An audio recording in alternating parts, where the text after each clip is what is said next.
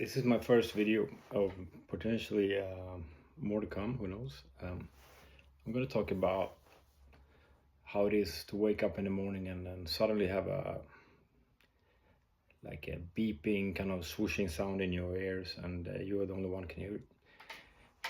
And how it is. I mean, if you're looking at this, you probably already are affected by it, but if you're not, then it's really hard to explain it.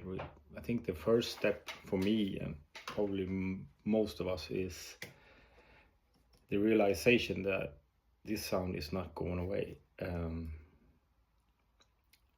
I had that sound off and on when I was younger, of course. You know, if you've been to a concert or a party or something, or if you're standing on your head, you can get that kind of sound. I think anyone gets that, but it's just the experience to know that this is not going away. No matter how good you sleep, no matter how good you eat, no matter what you do, it's there and it's always there. And then I think that's like the first kind of grief. And also that creates a lot of anxiety and panic in many cases. Well, at least for me anyway. I remember I was wearing like earplugs to block all the sounds. I thought that if I can just block out all the sounds, then maybe my ear get to rest and then they can kind of heal themselves. But of course that didn't happen, and then I think I was thinking about it 24/7, and the ear protection earplugs and everything just made it stronger, and I got like obsessed about it, the whole thing. I tried many different treatments over the years. I mean, I had it for almost 30 years now. I'm still in that process. I was getting a Botox shot in my inside of my mouth actually only like 2 weeks ago. So 30 years in, and I'm still kind of trial and error everything to I won't give up. I'm gonna do this till the day I can't. But what I learned is, and I think that's my main point of this channel, is that you can live with it. It's not the end of the world. You just need to let your brain do what the brain is best at doing, and that is adapting, get used to it, and then it will kind of be really good at ignoring the sound. But first you got to get over that first kind of bump, and that is the sadness and panic and the grief of just the realization that you have it, and it's going to be there and it's not going away. It's going to get worse if you're stressed, and I mean, who doesn't get stressed if you get that sound? I mean, if people don't have tinnitus, if they're sitting in it on the train and the children start screaming and they want to change the wagon, right?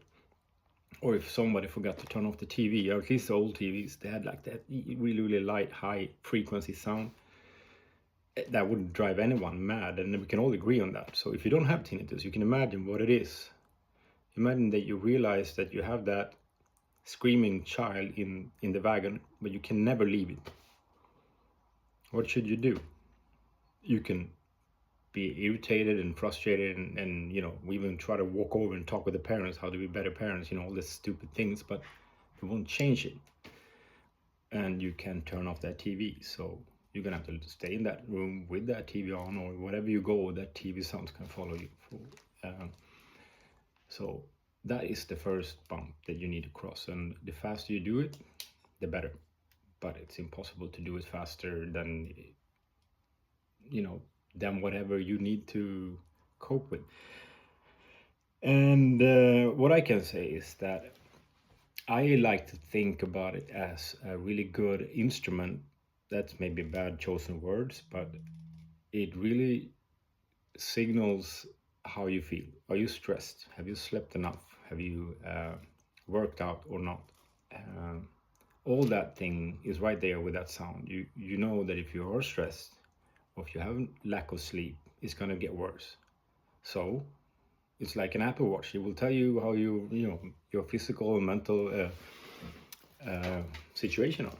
So it's kind of, it's not bad. I mean, also because I have it for 30 years, it made me do a lot of different kind of soul searching travels and trying things that I probably wouldn't have tried otherwise. So I I like to think about it that, okay, if I didn't got it at the time that I did, I wouldn't have done the things that I've done, and I wouldn't be where I am, and I wouldn't be who I am. So I can't regret it. If somebody asked me, okay, if you could go back in time and then stop it from ever occurring, would I do it? I really need to think about that, because that would mean that all the things that happened to me for the last 30 years might have taken a different path, and it's, you know, it's not necessarily so easy to answer. But if you are in that first stage, of course, you would say yes any day of the week, and I understand it. I will do too, and of course I don't want it. I miss silence, complete silence. But with that said, I want to stress this because it's very important. If you just got tinnitus, you got that, you know, hearing, what do you call it? You got a broken hearing, basically. You got it's something with your ears, something with that nerves that's sending that ghost signal to your brain, and then it's there, and it's no one else can hear it, but you know, we're millions and millions of people that have it. So it's completely like, if anyone thinks that you are weird saying it, then who's the weird person? It's like, you know, they've been the most ignorant person on the planet if you think that tinnitus is something that you make up. But that wasn't really, I kind of lost track, and you will know, because if I do more videos, I will be like going in different directions all the time. But I want to stress this, and maybe this is too late into this first introduction video, but you know, hope it's not the end of the world. It feels like it, but it isn't. Your brain will block it.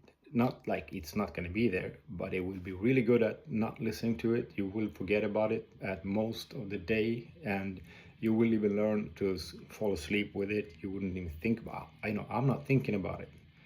I'm thinking about it sometimes, but I'm not thinking about it like I'm getting depressed when I think about it. My biggest frustration is my hearing. You know, maybe that is just affected, that maybe I get worse hearing because of the sound, so it kind of blocks all different kind of tones. But you know, things get better, and I will share with you like some tricks. Well, you know, I took some help with ChatGPT, and I said, okay, so what should my first introduction video be all about, right? And as always, they give you the best answer, but then you can't really follow it anyway. So my first like 20-30 seconds short introduction, I kind of blew that one, didn't I? And well, what you're supposed to expect from the channel, I don't know if I said that, and that was supposed to be like a minute in to this thing, or half a minute in. I lost it, but what to expect? You know, I don't even know myself. I don't even know if I'm going to go ahead with this, but I just want to talk about it. If you think about depression or anxiety as a bottomless pit or a well that you don't know the depth of, I think that it's important to actually look into it and realize that it's not that deep, really. You know, it's when we don't touch it, it's when it's getting scary. It's when we try to push it away. It's like, I had a Buddhist monk tell me once that if you have a problem, you're inside a room and you know the problem is on the other side of the door, leading into that room. There is no locks on the door, but you know the problem is outside of the door. What would you do? Well, you would be leaning against the door, trying to push it from getting open, right? And that is what it is, a very good metaphor to what you do with your problems. If you are actually like squeezed up against the door the entire time to stop the problem from coming in, then you are always in contact with your problem. You need to open the door. Maybe, you know, it's not the end of the world. The problem is not getting worse. It's a peak of worse, as bad as it gets when you are pushing your face and your body weight towards the door to keep it shut. It's not when you open it. And I think that goes for all the demons in many cases of human life. So I think this is a way for me.